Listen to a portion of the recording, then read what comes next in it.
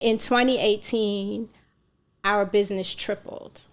We went from $710,000 a year in 2017 to $2.1 million in 2018. And that was because of Chadwick Boseman and the Breakfast Club. Yes. So he went on the Breakfast Club and basically did a 3-minute commercial for African Ancestry. We were not friends. We met once in 2009 when he took the test. And it was just like, hey, nice to meet you. And it was before Jackie Robinson and Thurgood and all of those, right? Wow.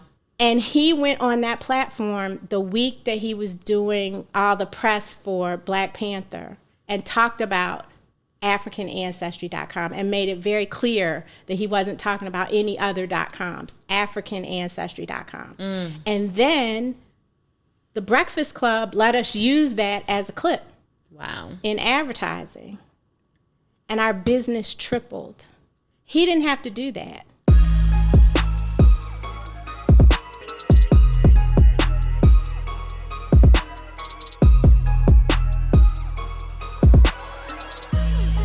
Hey everybody, welcome back to the More Rounds podcast, and I'm Kim Lewis, CEO and co-founder of CurlMix. Today, you guys, we have one of my faves here, Gina Paige from AfricanAncestry.com.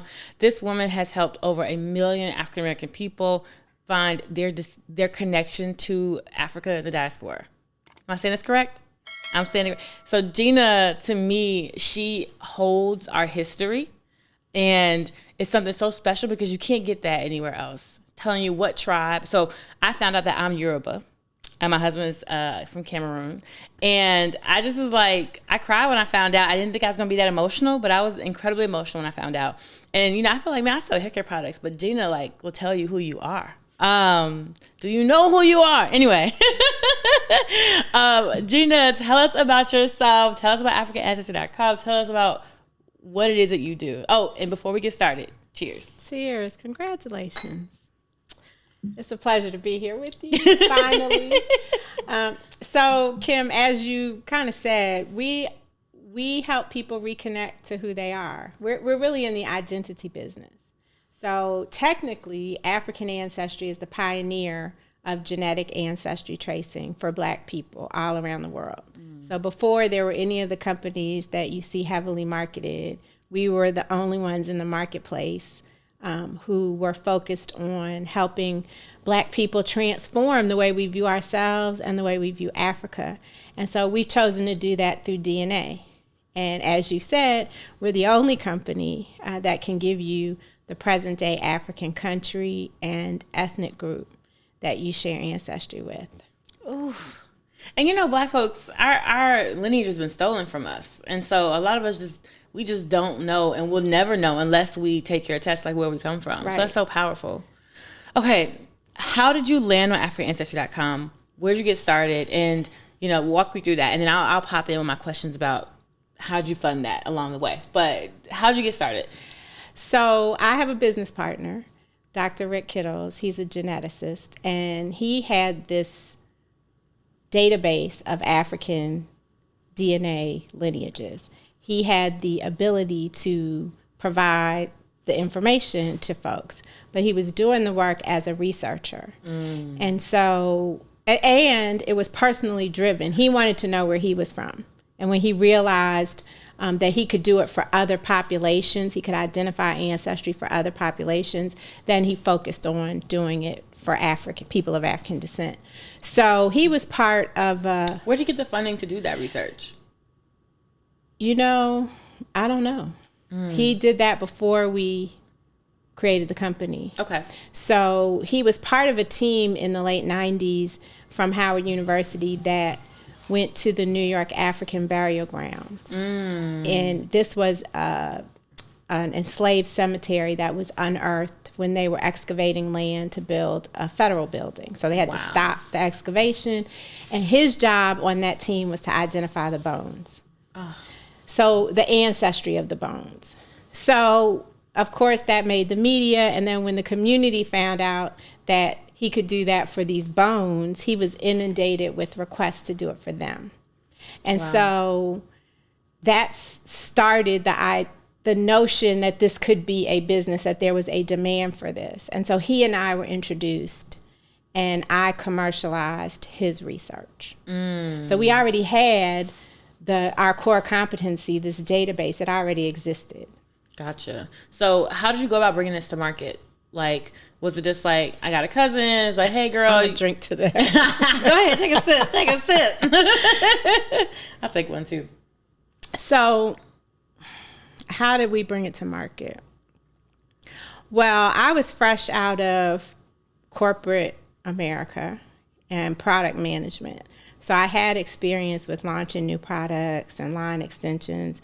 And so it was sort of like, hey girl, the people who were our package design people when I worked at Sara Lee, I was like, hey, I need a logo. I need some help with this the way this packaging should look. And then, my friends who were CPAs, I need some help. So I leaned on my cousin built websites. I leaned on everybody that I knew that I had worked with before or family to bring it to market. But the biggest challenge wasn't the operations of it, because that's pretty straightforward. Yeah. The biggest challenge was the awareness, building awareness and education. And that's still the biggest challenge today. So it hasn't gotten any easier. But I want to back up, because a lot of people think, I don't have no money to start my business, or I don't have this and that. You had a network. So like sometimes I think people's experience in corporate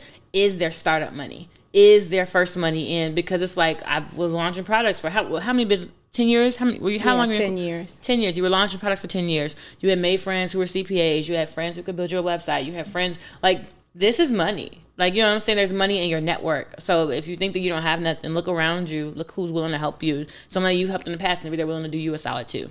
Okay. And we only took $1,200 to start the company, because again, the database, which is our main asset, already existed. Another thing I have to say, because people talk about, when we listen to communities that don't look like us and how they were able to bootstrap, they had bootstrap a lot of friends and family, right? Yeah. And that came in the form of cash. But like, my parents invested in it, in letting me live with them for free. Right. Not charging me rent. So I did benefit from that in some way. Not a direct outlay of cash, but the ability to not have a major expense while we were growing the business. That's dope. And so how old were you about this time? 2003, I was 20. Oh my gosh. No, I was 30. I can't do the math. I was 32. No, wait, in 2003? 20 years ago? Jenny, I don't. I was 36. 20 years ago, I was 36. And that's how much you believed in this, because some people, after a certain age, they're like, I'm not going back to live with my parents. I don't care what it is. Yeah. So, that's like. I was one of those people. But no, you do what you got to do. And how long did you do that for? Before you could pay yourself comfortably and move out? Well, I moved out 4 years later. Okay. I mean, 4 years is still a long time, though. And I was paying myself before I moved out, so I was comfortable. Actually, but you know what? Stay with you guys. Think about if you had to move 4 years into CurlMix. I mean, if you didn't have to, you would. Because the idea of moving while you're trying to build something, not forget about the finance, it's just the time and the attention. So exactly, it was more of that. Watching on YouTube, unfortunately, is not enough. If you've learned anything from my podcast, please, please, please leave me a review on Spotify or Apple Podcasts. I would be so appreciative, and you would help further the progress of this podcast. Now back to the episode. So you bring it to market in 2003. 2003. Okay, 20, not 2003. Okay. You bring it to market in 2003, and you're just profitable instantly? You're cash flow positive instantly? Yeah. Well, yes, we were. Wow. I don't want to give the impression that we had a lot of cash flow, though. Well, yes, because we priced the kits so that each one paid for itself. And again, we had the database. So we weren't, and I was working from home. So we didn't have any overhead. I love this. Yeah, we had very little investment and very little overhead. And so we were profitable. And did you ever get into a point where we don't have enough cash to take it to the next level, or we didn't, you know what I mean? So like the first few sales out the gate, okay, we're profitable, we got cash flow. Like, is there ever a point where you're like, we need more money? Yeah. Yes, every day. So, okay, Kim, so let me say this. It was also a different time. Like, if you think about 20 years ago, so much of what we do now and what we use now didn't exist. Yeah. I mean, the internet, for real. Yeah. E-commerce wasn't the thing that it is now. No, at all. And so that's so true. So how are people actually buying your product? No, we were online and we had a website, but it wasn't. I don't know. Did we even have Facebook then? There weren't these. It was like banner ads and stuff like that. Just digital marketing was very different. Yeah. And also, I have to say that I come to this from a marketing perspective, though my career is in product management, and so I wasn't paying that close attention to the finances. Like, accounting used to make me cry in business school. Shout out to Mary Guyton. If it wasn't for Mary Guyton, I wouldn't have made it through accounting. So, you lean towards what is comfortable for you. Yeah. And so I didn't really pay that much attention to, I just knew, we had money, we could pay the bills. I can't say I was very Kim Lewis about it. Girl, you sound better than Kim Lewis. Cash flow positive and profitable from the start. That was not my story. So that's dope to me. Yeah. Yeah. Okay, and so you're basically, this is 2003. You're right. I'm like, Facebook didn't really exist until like 2006. So you're doing banner ads on what, Google? No, we weren't doing banner ads. So we weren't, we were grassroots. So we did a lot of grassroots marketing. Give me an example. We invested in PR. Okay. So that was our main marketing vehicle. And then we reached out to organizations, churches. Oh, wow. To do presentations. So I would go and present on African Ancestry and then have it be a whole program that then the people in the organization would buy the kits. So it's very much word of mouth, very much grassroots. Even our first celebrity, we were called the 21st Century Roots by the media. That's what they were calling us. So we were like, well, if we're the 21st Century Roots, then Kunta Kinte needs to know where he's from. So we got to LeVar Burton, and he took the test. And so opportunities like that were really what helped. We got a lot of media up front, and that helped significantly. And then I cold called the Pan-African Film Festival and asked them if they had any events during the festival where they might want to reveal people's ancestries. And that's how we started with them and getting celebrities like Isaiah Washington and Vanessa Williams and Taraji P. Henson and people like that. So it was a lot of networking and grassroots efforts. And then the other thing we had, Kim, was the Africa Channel.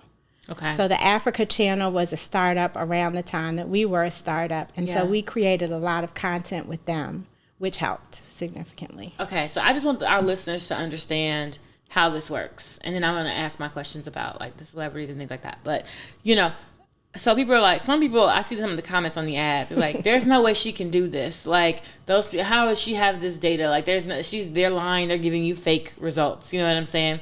And I'm like, I know Gina. If there's one thing Gina ain't, is a liar. She gonna tell you the truth whether or not you want to hear it. Okay. So how are you confidently able to tell me that I am part of the Yoruba tribe? You know what I mean? Like I'm Yoruba or Nigerian, something like that. So my business partner, the geneticist, spent 10 to 12 years compiling a database of African genetic lineages. And we have the largest database of African genetic lineages in the world. Ooh. The lineages that we have are from 35 countries and 400 ethnic groups. The majority of these countries and the majority of these ethnic groups we know from him working with historians and anthropologists were the groups that contributed to the transatlantic slave trade. So we couldn't do this work if we didn't have a solid data set upon which we do comparisons. Okay, Gotcha. That's the first thing. And the other companies in the industry, they don't even have 3,000 African samples. We have over 30,000. So they just reading you horoscopes. And I wonder if you see those same comments on their ads. But anyway. Girl, you know you don't. But so it's then when it comes to the person, we each inherit half of our DNA from our mother and half from our father. So think about it. If your mother's yellow and your father's blue, then you're going to be green. Yes. Okay. There's a little bit of DNA that you've inherited from your mother that stays yellow. It never changes. And that's called mitochondrial DNA. It's maternally inherited. So you and your siblings have the exact same mitochondrial DNA as your mother and her siblings, and your grandmother and her siblings, and her mother for generations. Wow. Biology 101 tells us that mitochondrial DNA is passed from mother to child, and it doesn't change. So we go to our database. Well, we take your DNA. You swabbed your cheek. We unlocked the code of your mitochondrial DNA. That's it, nothing else. And then we compare it to mitochondrial DNA from all over the world. And when we find people who have your exact same mitochondrial DNA, you have to share ancestry. That's not us, that's biology. That's good. And so that's how it works. And we are confident because of the size of our data set, because we know that we have populations that contributed to the slave trade, and because it's been tested and the research has been peer reviewed.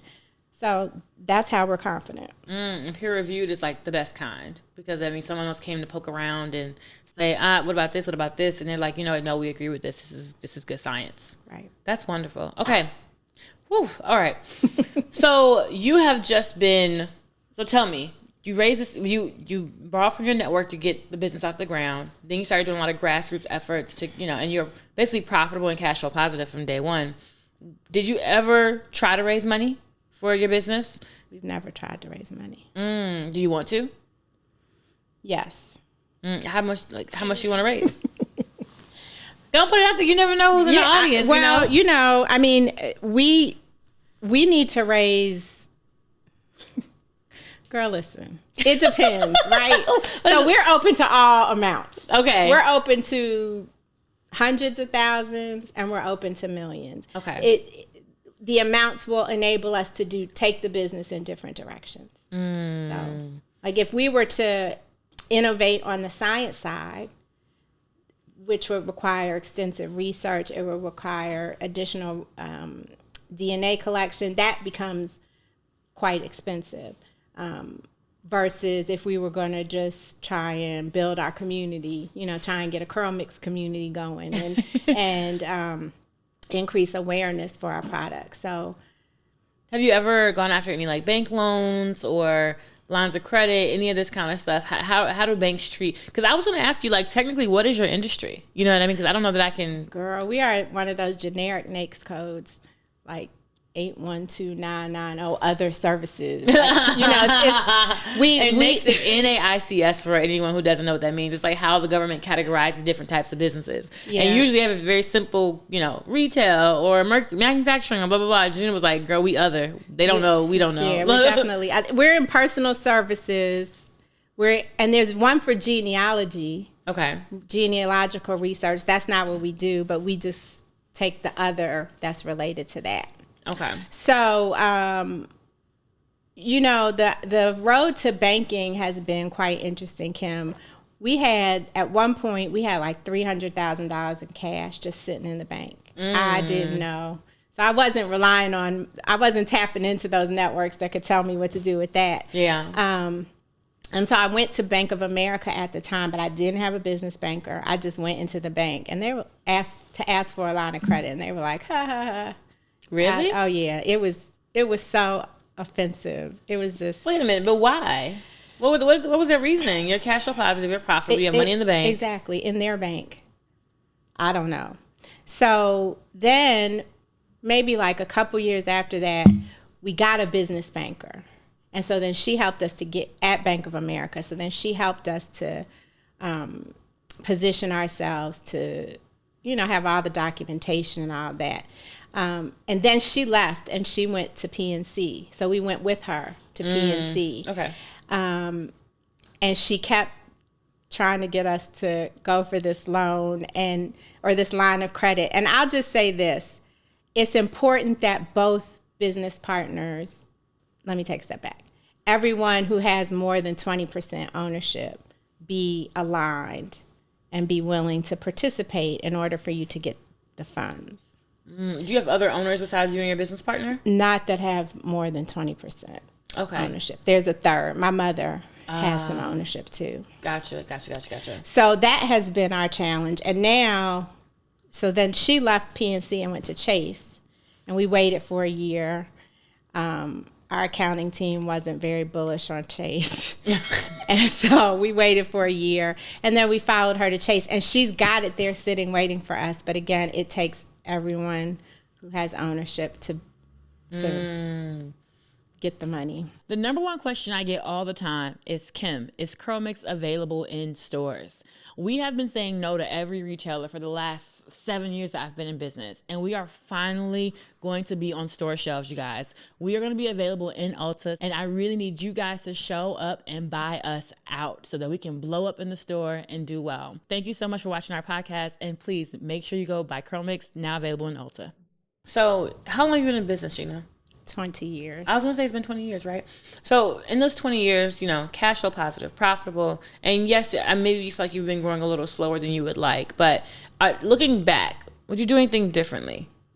Regarding what? Funding, the business, entrepreneurship, ownership, all of the things. You know what I mean? Because I'm 7 years in and I'd be like, I have no regrets, but there might have been some slightly different decisions. I could have seen how I could have made, like, for example, I used to think that you could raise money. You could only raise money once in a year.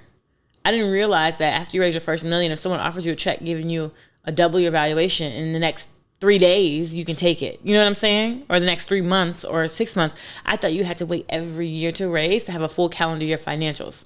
That was so silly. But no one told me anything different. So I just thought that's what you were supposed to do, And so I'm wondering if you have any experiences like that where it's like, I kind of wish I had done this, or maybe you do wish you had raised money sooner, or you know what I mean? Or maybe no, because it's giving the brand more validity that we haven't and we're not pressured to sell your data. You know what I mean? So what are your thoughts? So I do many things differently, but as it relates to what we're talking about, I think I would have used our board differently. So we have a board, but I didn't really use them effectively. Wait, why do you have a board? You didn't raise any money. You just wanted one? Because we're a C Corp. Okay. And so we had a board to be aligned with the... Interesting. So how big is your board? 4 people. Really? And so I'm assuming you and your business partner are on it? Well, at 4 plus us. So then we have 4 other people from, someone from entertainment, someone in the science field, someone in finance. So we tried to... Maybe that's why you've been cash flow positive and profitable this whole time, because we you had oversight. Well, no, because you had oversight. So somebody to be like, don't do that. That's a bad idea. Do this, Yeah. So like, how often are you guys meeting? Because typically, when you take money, they have strict requirements about these board meetings and how they're supposed to flow, We don't meet regularly at all. Okay. So that's something I would do differently. And we are. So we are now revisiting that, revisiting our bylaws, revisiting our operating agreement, and being even more strategic now as to who we need and who can help us get to where we want to go on the board. The other thing, I think I would have definitely considered raising money sooner. But, so before, to be able to do that, though, Kim, I would have grown my staff. That's something I would have done differently, the way I grew my staff. We haven't had a marketing, we didn't have a marketing person until like 2020. So I was doing it. And I mean, as you know, I had TSP on my side for for a few years. Yeah. But you need somebody who... That's 15 years of you doing it, though. Right. Yeah. You need somebody who can do it so that you can focus on being the CEO and go and raising the money. I was on your master class and I heard what you said. Your job is to get the money. So I would have staffed differently. Okay. Yeah. That's good to know. That's really good to know. And then that would have given me the freedom to look for money, to think about ways for us to grow, and to be more proactive about it instead of reactive. And typically when you raise money, that's what they want you to spend it on anyway. It's like team. You know, you can't say inventory. You never should say ads. But you know, people, it's like, I need to be able to hire this high-level executive who does this. And this high-level executive is going to make us double the money. You know what I mean? Like, that's what they want to hear. So that's good. So, Gina, tell me an unpopular opinion you have about business. It could be fundraising. It could be running the business. It could be being cash flow positive, profitable, all the things, like whatever that is for you. Tell me an unpopular opinion you have that everybody else pretty much like disagrees with. This is a good question, Kim. I'm trying to figure out how to formulate my opinion because there is a school of thought that would say that we should be providing ancestry for everybody, and that we should expand our service offering to be able to tell anybody their ancestry. And I'm not doing that. I'm not doing that. I fundamentally disagree with that. I don't think that I think you can do just fine selling something for the benefit of Black people to Black people only. And why is that? Well, our company is proof positive. Yeah, that's true. We've been here for 20 years now. We're not where, we could be, or someone might think we should be, but we're here. And we compete against, this is my favorite statistic to share. In 2022, 23andMe ended the year with $552 million in cash. That's after they lost $219 million. This is who we're competing with. Right. In the minds of the public, we're competing with companies that have never had to be profitable. That's true. It's a different game. It's a totally different game. And so, and we do it. Even though we're outspent by gazillions of dollars, even though our price point is significantly higher than theirs, and they have come in and defined the narrative for ancestry testing for all people, including Black people. But we're still here. Have you ever considered getting the government to pay for these tests as like reparations for Black folks? So that is a popular school of thought too, a popular opinion that the government should pay for this. And we have not gone after government funding. And I'll tell you, there are two reasons. The first reason is, I'm going to make up a percentage. At least 20% of the people say, what are you going to do with my DNA? I'm not giving you my DNA because I don't want the government to have it. So I can't Everybody imagine. got this DNA. Look when you're born. You be drinking off of water fountains and all the things. You know what I mean? You go to bars. That bartender got your DNA. Okay? Like, people are so funny. But it's real. Like, it's real. I just came off of traveling and presenting to large groups of people, and so many people have come up to me and said, I wanted to do this, but I haven't because I didn't want my DNA to be banked. And now that I know you don't do that you destroy it, now I'm going to take your test. So if we said the government was going to pay for it, I just feel like that is another hurdle that people are going to be like, well, if the government's paying for it, then you must have to give it to them. And then the second part of that is, I think it's more effective to work with people who are leading the reparations conversations and supporting them with information, whatever it is, rather than to be on the front lines. Yeah. More conservative like that. Gina, is there anything else you want our listeners to know, the audience, a message you want to leave them with that you think is important for them to have? Mm-hmm. What's there that? is. There is. Well, give it to me. There is. It's like you had treasure on the tip of your tongue. There is. There is. You know what? We revealed a 9-year-old girl, and she was so excited, Kim. I mean, I was excited because she was so excited. And she said, it's like treasure. Oh. She was waiting for this answer, and she felt like it was treasure. I want your listeners to understand the importance of supporting Black-owned businesses, locally owned businesses, and women-owned businesses. I think that it's critically important that we support businesses whenever we can. Businesses like ours. Yeah. Of course, I'm going to say Black first, but I'm not sure who your audience is. Oh, I mean, your audience is going to be everybody. Maybe, but all my guests have been Black women. So, it is what it is. But. It's really important because our businesses, your business, my business, we're selling something for people who look like us. Yeah. And so we need people who look like us to buy our products. And it's so easy to make the decision to support a Black-owned business that has a quality product that is useful for you. Yeah. When in 2018, our business tripled. We went from $710,000 a year in 2017 to $2.1 million in 2018. And that was because of Chadwick Boseman and the Breakfast Club. Yes. So he went on the Breakfast Club and basically did a 3-minute commercial for African Ancestry. We were not friends. We met once in 2009 when he took the test. And it was just like, hey, nice to meet you. And it was before Jackie Robinson and Thurgood and all those, right? Wow. And he went on that platform the week that he was doing all the press for Black Panther and talked about AfricanAncestry.com and made it very clear that he wasn't talking about any other .coms, AfricanAncestry.com. And then the Breakfast Club let us use that as a clip. Wow. In advertising. And our business tripled. He didn't have to do that. Right.